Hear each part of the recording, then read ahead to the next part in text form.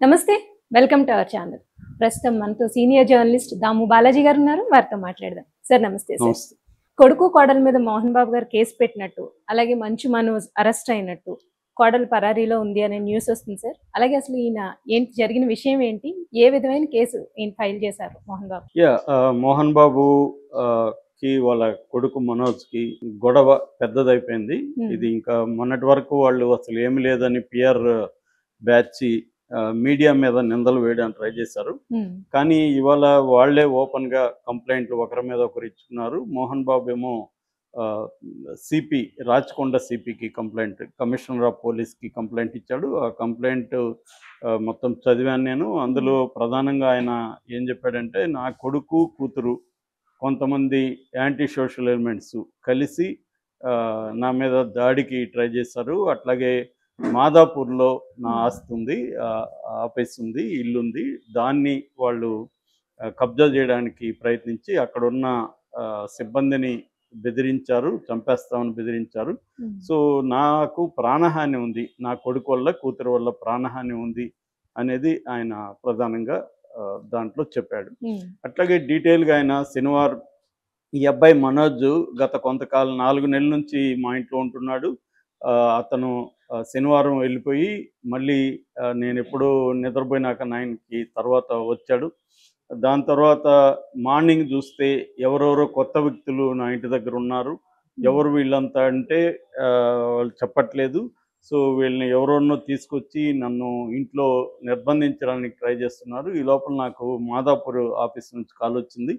అక్కడ ఒక 30 మంది దాకా వెళ్ళి అక్కడ ఆఫీస్ని స్వాధీనం చేసుకుని, ఇల్లు స్వాధీనం చేసుకుని, ఇది మా ప్రాపర్టీ, మీకు సంబంధం లేదు, మీరు వెళ్ళిపోండి అని వాళ్ళని బెదిరించి చేస్తున్నారు అనేది ప్రధానమైన ఆరోపణ. దాంతోపాటు ఏంటంటే చిన్న బిడ్డ అంటే వీళ్ళకి మామూలుగా అయితే మోనికాకి ఆల్రెడీ ముందు భర్తతో ఒక బాబు ఉన్నాడు, భైరవ్ రెడ్డి అని. అది కాకుండా వీళ్ళకి 7 నెలలకు ముందు ఒక పాప పుట్టింది. ఆ పాపాన్ని కూడా ఆయా దగ్గర వదిలేసి వీళ్ళిద్దరూ భార్యాభర్త బయటికి వెళ్ళిపోయారు అనే ఆరోపణ కూడా చేశాడు. దాని తర్వాత ఓవరాల్గా అతను చెప్తున్నది ఏమంటే, నా ఆస్తుల్ని వాళ్ళు కబ్జా చేయడానికి ట్రై చేస్తున్నారు అనేది ఒకటి. 2, యాంటీ సోషల్ ఎలిమెంట్స్ని తీసుకొచ్చి నన్ను భయపెడుతున్నారు, నాకు ప్రాణహాని ఉంది. సో 3 డిమాండ్లు చేశాడు. వీళ్ళిద్దరి మీద, ఆ యాంటీ సోషల్ ఎలిమెంట్స్ మీద లీగల్ యాక్షన్ తీసుకోవాలి అనేది ఒకటి. 2, ఎవిక్ట్ చేయాలి. వాళ్ళు ఆల్రెడీ మాదాపూర్లో నా ఆఫీస్ని, ఇల్లుని ఆక్యుపై చేసుకున్నారు, వాళ్ళని అక్కడ నుంచి బయటికి పంపించాలి. 3, సెక్యూరిటీ, నాకు ప్రాణహాని ఉంది కాబట్టి నాకు రక్షణ కల్పించండి అని 3 విషయాల్ని, అంటే కొడుకుని కూతుర్ని అరెస్ట్ చేయమని, ఆ టీంని అంతా అరెస్ట్ చేయమని, వాళ్ళని ఆక్యుపై చేసుకున్న ప్రాంతం నుంచి బయటికి పంపించేయమని, దాని తర్వాత లీగల్ యాక్షన్ తీసుకోమని, సెక్యూరిటీ ఇవ్వమని, ఈ 3 ఆస్పెక్ట్లలో మోహన్ బాబు కంప్లైంట్ ఇచ్చాడు. దీనికి సంబంధించి ఎఫ్ఐఆర్ నమోదు చేసి మనోజ్ని అదుపులోకి తీసుకున్నట్టుగా తెలుస్తుంది. ఇదేంటంటే పహాడీ షరీఫ్ పోలీస్ స్టేషన్ పరిధిలోకి వస్తుందన్నమాట. ఇదేంటంటే మంచు టౌన్ అని పేరు పెట్టుకున్నారు వాళ్ళ. జల్పల్లి, శంషాబాద్ దగ్గర, రంగారెడ్డి జిల్లా జల్పల్లి అనమాట అది, ఆ ఊరు. అది వచ్చి పహాడీ షరీఫ్ పోలీస్ స్టేషన్ పరిధిలోకి వస్తుంది. పహాడీ షరీఫ్ పోలీస్ స్టేషన్లో గైడ్ చేయమని సిపికి ఈయన కంప్లైంట్ ఇచ్చాడు డీటెయిల్గా. కాపీ టు పహాడీ షరీఫ్ పోలీసులకి, తర్వాత ఏసీపీకి, తర్వాత డీసీపీకి, అందరికి కూడా కాపీలు కూడా పెట్టాడు. సో దీనివల్ల ఇప్పుడు వాళ్ళిద్దరి మీద ప్లస్ కొంతమంది అతను తీసుకొచ్చిన వాళ్ళ మీద కేసులు అయితే నమోదైనాయి. ఇప్పటి వరకు మనకు తెలిసిన సమాచారం ప్రకారం 3 సెక్షన్ల కింద కేసులు నమోదైనాయి. ఒకటి 329 బిఎన్ఎస్, భారతీయ న్యాయ సంహిత 329 ఏంటంటే క్రిమినల్ ట్రెస్పాస్. క్రిమినల్ ట్రెస్పాస్ అంటే ఒక దౌర్జన్యంతో ఒక ప్రాపర్టీని ఆక్యుపై చేసుకోవడానికి క్రిమినల్ ట్రెస్పాస్ అంటారు. రెండవదేమో 351 క్రిమినల్ ఇంటిమిడేషన్, అంటే తీవ్రమైన చంపుతామని బెదిరింపులు. మూడవదేమో 115 అంటే హర్ట్ చేయడానికి ప్రయత్నించడం. ఈ 3 సెక్షన్లు, ఒకటి ఆస్తుల స్వాధీనం, 2 హత్య చేయడానికి ప్రయత్నించడం, 3 క్రిమినల్ బెదిరింపులు. ఈ 3 సెక్షన్ల కింద మనోజ్ని అరెస్ట్ చేసినట్టు వార్తలు వస్తున్నాయి. అయితే ఇంకా కన్ఫామ్ కాలేదు. సో అరెస్ట్ అయితే అయ్యే అవకాశాలు అయితే ఎక్కువగానే ఉన్నాయి.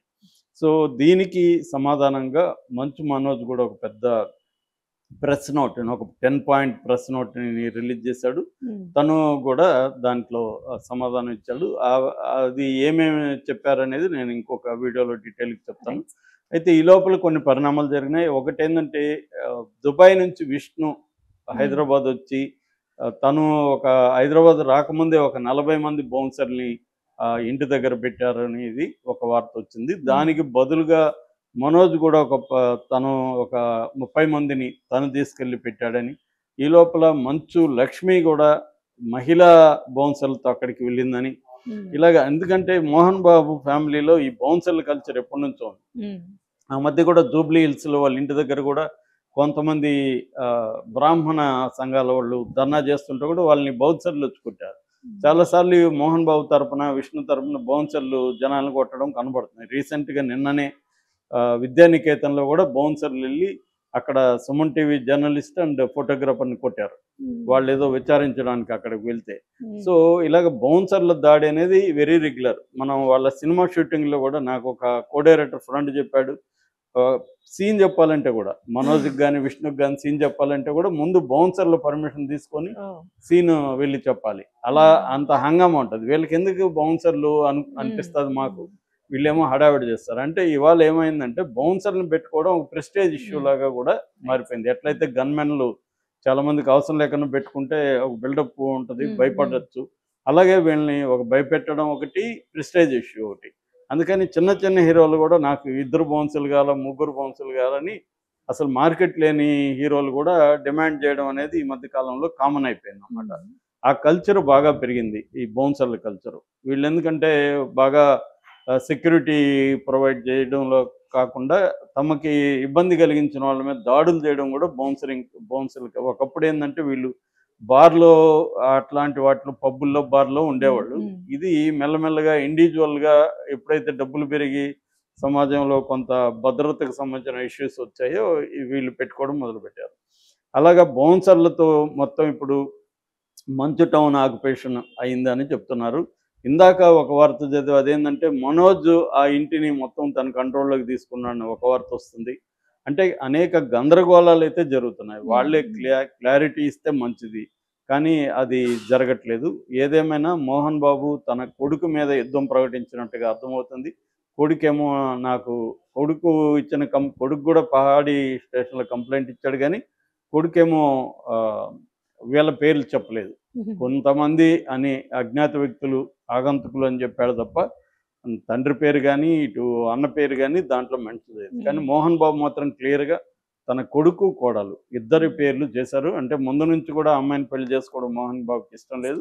ఆ యాంగిల్లో ఆయన సీరియస్గా వాళ్ళిద్దరి మీద కూడా ఉంటున్నట్టుగా తెలుస్తుంది. ఇది ఎక్కడికి పోయి ఆగుతుందో తెలియదు. నేను యాక్చువల్గా చిన్న శ్రీశైలం యాదవ్ అని ఆయన పాపులర్ రౌడీ షీటర్ అనాలా, లేకపోతే అన్నీ ఆయన రాజకీయ నాయకుడు, రౌడీ షీటరు, సినిమా వాళ్ళకి ఆప్తుడు, ఇలాగా. ఆయన మోహన్ బాబు ఫ్రెండ్ ఎప్పటి నుంచో. ఆయన వాళ్ళ అబ్బాయి కూడా లాస్ట్ ఎన్నికల్లో జూబ్లీ హిల్స్ నుంచి పోటీ కూడా చేశాడు ఎమ్మెల్యేగా. సో అలాగా ఆయన పంచాయతీ చేస్తున్నాడు అని చెప్పారు. బట్ అదంతా కూడా ఫెయిల్ అయినట్టుగా మనకు కనబడుతుంది. అంటే చర్చల స్థాయిలో లేదు ఇది, ఓపెన్గా ఇది అరెస్ట్ల స్థాయికి, జైలు స్థాయికి వెళ్ళిపోయింది అనేది మనకి కనిపిస్తుంది. Right sir, thank you sir.